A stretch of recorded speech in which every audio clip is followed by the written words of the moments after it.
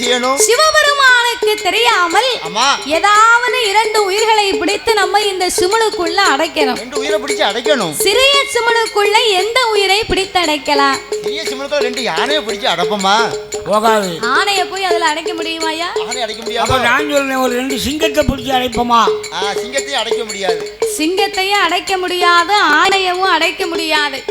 சிமிழ் இருப்பது ஒரு எலுமிச்சங்கனியின் வடிவம்தான்.